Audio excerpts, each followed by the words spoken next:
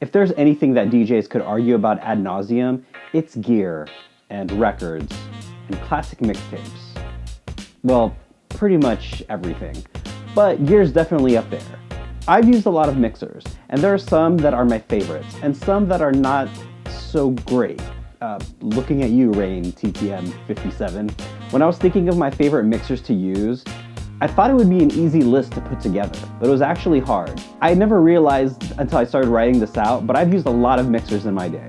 Some were okay, and some were passable. Anyway, here's a list of my 5 favorite mixers of all time. Number 5, the Radio Shack SS M60. Originally, I was going to start with the Technics SH-DJ1200. It was a mixer that my friends John Rhee and Brian had, and I thought it was so awesome. But the Radio Shack SS M60 had a much larger impact on my life. I got this mixer when I was 13 and was learning how to put together a setup to be a DJ. I pieced together this sort of Frankenstein's monster of a setup that had 2 Sony belt drive turntables and this Radio Shack mixer. When I looked at pictures of what DJs were using, which were largely from The Source or the documentary Looking for the Perfect Beat, they had these 4-channel mixers.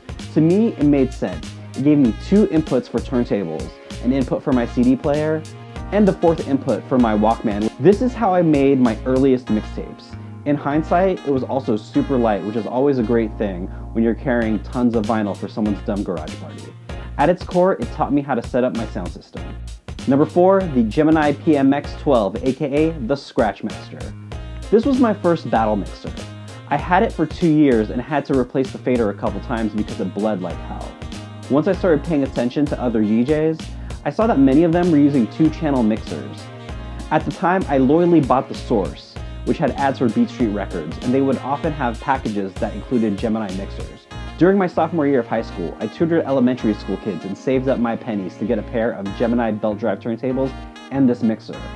Once, I was talking to Cuttin' Candy about how heavy-handed I am with scratching, and I think it's because of those Gemini turntables in this mixer. Even though it's strictly a beginner mixer, make no mistake, this thing is a tank. It'll probably survive the end of the world along with roaches. And number 3, the ARS Duo. Before Newmark released the Scratch a few months ago, ARS had this budget-conscious Serato-ready battle mixer. This easily has my favorite fader of all time, the Galileo. Sorry, Innovator. This one is slightly better. This is what I'm currently using for my setup. It's affordable, has balanced outputs, but it does lack practical effects, and I often have to plug in another MIDI controller to get the full function of Serato. That's why it's number 3.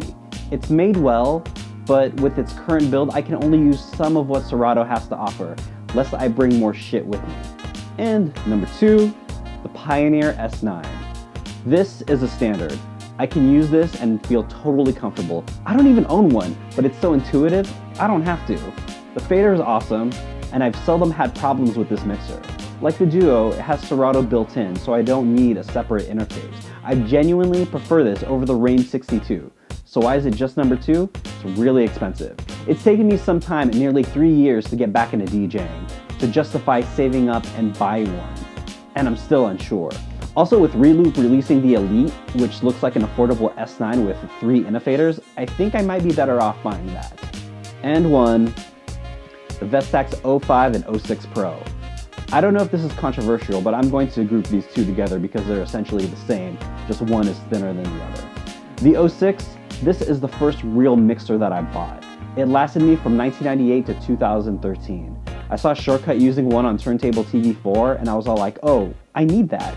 The fader is smooth, which I can attest is the same for the 05. These are the standard bearers for Scratch DJs, and it's a part of my history that I can never, ever, ever get rid of. That being said, I also foolishly sold mine a few years ago, so I'll probably end up rebuying one ASAP. Anyway, those are my top 5 favorite mixers of all time. Feel free to share yours in the comments below, like this video, and hit the subscribe button if you like what you watch. I'm also available on these social media platforms right here. I'm DJ Ryan Fresh, and this was my list of my top 5 favorite mixers of all time. Peace.